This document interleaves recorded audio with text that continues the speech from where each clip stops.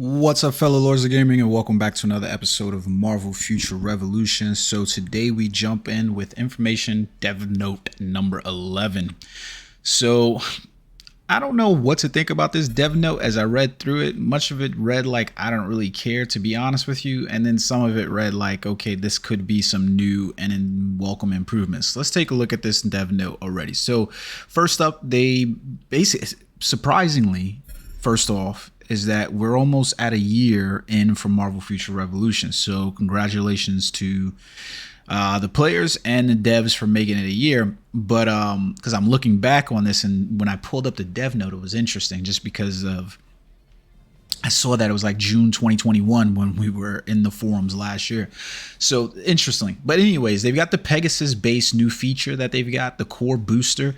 I don't know if this is just written really weirdly or translated really weirdly, but it doesn't really say a whole lot. Basically, what we get is that instead of just fixing the damn system, we're going to have another added layer to the core system inside here. So I don't get it why they feel like these layers of RNG are so good. I remember there used to be a point inside, GUI development, computer development, where anything beyond 3 layers deep was just viewed as bad idea. Why it is that they have 4 or 5 layers deep of RNG though, who knows? But anyways, we can see here the first improvement is coming, and that is going to be a core booster system in order to improve the core booster synthesizer, whatever. That's going to basically, by giving Rocket Raccoon some items, we're going to get these bonus probability rates for increasing cores by tiers. Basically, they're going to introduce another, yeah guys, there's going to probably more than likely be another thing that they're going to monetize in this game. The booster essence is required in order to apply the additional probability rate, so booster essence can be obtained by consuming unused items, and more details will be announced in a later update notice. What that means to you is that this is going to be another monetized effort in order to sell you booster rate probabilities inside there, so that way you can hit those tier 5 and tier 6 probabilities for your boosters. That's basically what that means, and it's pretty terrible. It's just fucking trash. I'm just being honest with you guys about this stuff. Like, you can read into this and you can say that I'm being negative. You can do whatever you want to, but I haven't been wrong yet. And reading into this sounds like more monetization coming. Just beware of that. To all our agents who have had difficulties due to the low success rate when combining cores, instead of just increasing the combine rate, we decided to monetize an effort to give you a better rate. That's basically what that reads like. Okay, so take it as you want to, right? Moving right along. Returning Epic Invasion Eternals. The Eternals will be returning this June, so we knew this was going to basically come back, so we're going to get some more special badges for the Eternal raids. They're also saying that they're preparing special battle badges that can be used in PvP content for Omega War and Dark Zone, so they prepare your, ask for your patience. So basically, we screwed up and we nullified the Omega War badges and the Dark Zone badges, so now we want you to give us patience, so that way we can find a way to give Omega War and battle badges again. So now we're going to take off the special nature of just invasion, because this is too easy for players to hit these top levels. So we got to make another way to make Omega War and Dark Zone have badges again. That's basically what you got there, right? So then we've got the battle challenge and expansion and reward reorganization. So we're going to be getting another 5 levels additionally for the battle challenges. So bonus points are going to be acquired for difficulty. Basically, at those last 5 stages, you're going to be able to flex the difficulty of those stages in order to earn higher rewards. And notice that they said, in addition, they plan to add new rewards to the battle challenge booster essence. A required material to increase the probability rate when combining cores will be added as a weekly reward. So we ask for your active participation in battle challenge. So back to the basics. Instead of just improving the success rate of cores and improving the acquiring of cores and giving players this could have been solved with a simple fix. Instead of having it 50% or 20% at a core rate for, you know, tier 5 to tier 6, could have been just 50. We've got to add this booster essence. So now you feel like you're getting a reward in other areas of the game, even though we could have just given you guys a 50% at tier 5 to get to tier 6 cores. So it's this notion is just terrible. We're going to fix this by basically making you feel like you're getting rewards for something that we could have easily turned out and fixed by putting these as rewards inside another area of the game. And then I almost guarantee you, like I said, that this is going to be a monetized effort, because the other place where you're probably going to be able to get these is from some booster essence or battle challenge perk or something like that inside the game. This is why, like I said, everything that you do with this game, it's net marble. They're 1 step forward, 2 steps back all the time. In their cases, 3 steps back. So they're never ahead of themselves. Even worse, I want to point this out. Here we go. Hero balance adjustments. So Captain America is finally starting to get some shine. Like, he's actually okay inside PvP, not a monster that I would expect, you know, in any shape or form. But instead of just leaving him alone because players are now playing him, we got to nerf some shit. So they're going to basically nerf provoke inside of, you know, for Captain America, or just provoke, or just nerf the provoke effect in general. They're going to adjust that for some skills. So they're considering improving one specialization in addition. They don't say which one, which is really weird, because when we read down here, they're going to tell you about another specialization that they're going to improve. So it's really weird. Leave Captain America alone. He's finally feeling like he's good, whatever. He's getting a little bit of moment of shine. Leave him alone. And he's not that freaking great, even in PvP. Captain Marvel, however, you know, I think most Captain Marvel and Doctor Strange players would look at the characters and be like, these guys feel pretty damn weak still. So Captain Marvel, they're looking at improving some of her area, her range, her target range, and by also considering upgrading one specialization and one skill as well. But they don't tell you what one specialization and one skill. They don't seem to get it at this point that the players are not happy with these reorganizations of class skills that are effectively changing everything about the character and everything that you work towards, because the way their system is monetized makes it a bad thing.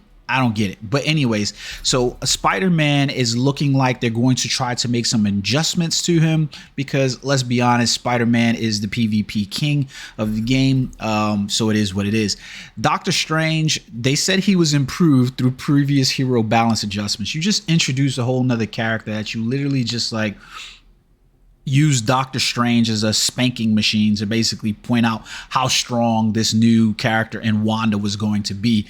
So he wasn't improved. Like, let's be honest. Was it a improvement? Sure, maybe a little bit improvement, but not a lot. Not anything for on the level of what we expected as players. Now, they specifically mentioned for Doctor Strange that they're going to improve Black Magic Flowing Sands. I'm not even sure which one that is, to be perfectly honest. Like, I can't even remember it. Let's see which one of these it is. I've like leveled all of these skills up at this point, so like, or at least as many of them as I can. But they want to improve this one specifically because they think that it's going to affect PvP, I guess. I don't know why. I can't even find this thing inside here. Black Magic Flowing Sands. Where is it? Maybe they mean shifting sands? I gotta imagine this is what they're talking about, because even when I was reading this, I was like, huh? What are you talking about? We don't even have a Black Magic. So this has got to be one of those, you know, we're converting from Korean to English. I'm going to say that this is probably really dark magic shifting sands, that they want to adjust this. We plan to make improvements to his ultimate skill, the volatility, whenever the ultimate skill is used. You did everything that you should have did for Doctor Strange for Wanda. You gave her a gateway summoning skill that basically gave her a shield while she was doing it. You should have did that for Doctor Strange. It would have been behoove of you to think, why would these two characters not in a sense where, like, realistically, Wanda is an Echo version, a better Echo version of Doctor Strange. Like, the more and more I've played with her and stuff, like, the more and more I realize that she is an Echo character of Doctor Strange, but she plays more, and all of the improvements that we would have wanted from Doctor Strange, she basically has. That's essentially what you got in Wanda, okay? So it's there. So they're going to improve this one, which nobody's using, right? 100% chance to apply the dimensional stack fragments upon target upon landing a mystic skill. So that's what you, and then banish you to the mirror dimension for 2 seconds. Look, it's not going to be improving. Like, the only thing they need to do, and this is weird because this is something that they should be easily able to do. Doctor Strange needs the same invincibility iframes on his ultimate the way that Wanda has. His gateway summoning and 7 rings of Ragador needs an HP shield the same way Wanda has these skills. That's essentially it. And you could have just done like the little spell shield up in front of him in order to make it so that way that happened. But why? I don't know. They're making everything difficult. This dev note pissed me off more than it did, read like a happy yay June update is coming. We're getting ready to roll into our 1-year anniversary. Then we got the Alliance Raid convenience improvements. So Alliance Raid is one of the pieces of content we do actively participate in this, but I don't know how much we do. But they're planning on improving some of the stuff. So the ability to check, enhance, and suppress effects upon waiting for Alliance Raid. I don't know, like, all right, whatever. Checking the Alliance Raid progresses of other alliances. Like, is this an improvement? Do we really need this? Do we really care? I don't know. Like, Alliance Raid buff per step information. Again, do we really care? I don't. This is just stuff that I don't think. These are not improvements. These are things that you just do and just add to the game, but these aren't improvements to anything. This is just the truth of the matter.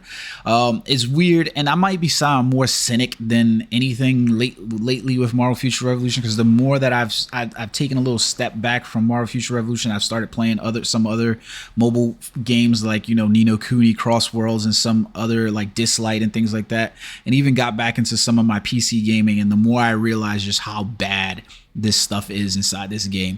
The costume stat change improvements. Basically, there's a current system for re-rolling the bonus stats of costumes, and that requires a 6-star costume as well. They're basically going to separate it to make it more visible and clarify the enhancement is for bonus stat re-rolls and not nano fusion. Like, think about that. Like, is that an improvement? You're just basically doing something to fix your mistake on identifier. This is like basic UI information update that you're doing here. Like, I'm going to fix the UI that we've given you guys and make it sure that you understand what's going on. Only 6-star costumes can proceed with the stat change, blah, blah, blah. The Omega card stat change improvements. Same stat results. Basically, if you've never done this with Omega cards, I don't even know. People still re-rolling Omega cards, because I didn't think that people were really re-rolling Omega cards. I thought we were just saying fuck it and going to get the other Omega card and just hoping for the best, because it just didn't make sense to re-roll Omega cards. That's just the truth of the matter. You know what I mean? Like, I don't know. You tell me. If you're re-rolling Omega cards, then they're going to improve it slightly. If the result is the same, agent can set the number of tints to automatically re-roll a different result if required. If the result is the same as the current, despite the materials we not be consumed. Like, come on, man. Like, yeah, whatever. You don't have enough stats inside the game that those re-rolls probably are not going to occur. And I'm dying to see the system in place that's going to say, well, if these don't re-roll and they re-roll the same stats, we're not going to use the materials to do it. I'm dying to see what that is. Thanks to the hard work of agents who joined and formed alliances. Many alliances achieved the highest level before the May update, so we decided to expand the maximum alliance level from the last May update so that agents can enjoy alliance benefits respectively. So they found through the May update maintenance that alliance XP continuously accumulated even after reaching maximum level due to an unexpected issue. This was not intended. This sums up our dev note, blah, blah, blah. So that's essentially what you guys got, and what we've got basically critically for the game, I can't say that I'm overall pleased with this. The main feature inside here that we're looking at is the core booster system, and their sense of fixing the core system that we've been complaining about for almost a year, right? I know it first went on file that we were complaining about the core system probably back in like the earliest I can remember making a video about the core system and how terrible it was probably like September, October.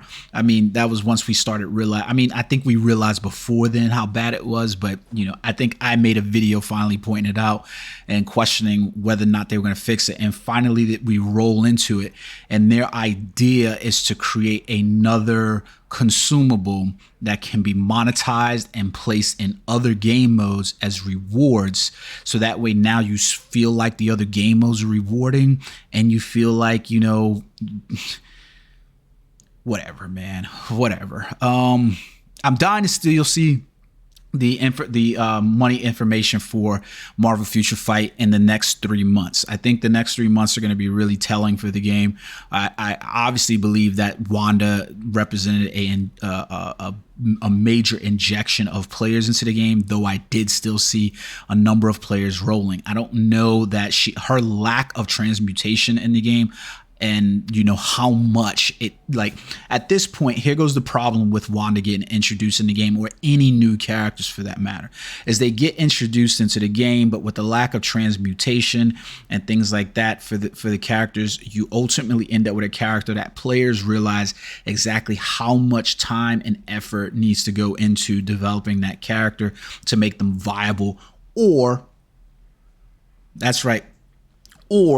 how much money they have to spend in order to get that character to be viable. That's just the truth of the matter. So I think we've gotten a lot of players from there. I'm dying to see what the numbers look like. I definitely think they added a lot of things to the shop that were way more beneficial than previous items. But then now we get this. So like I said, 2 steps forward, 1 step back, or like I said, in their case, 3 steps forward, 1 step back. That's what's coming to Marvel Future Revolution in June. Looking forward to see what they do for the update. I guess we'll see at it. Let me know what you guys think in the comment section below. Until next time, peace.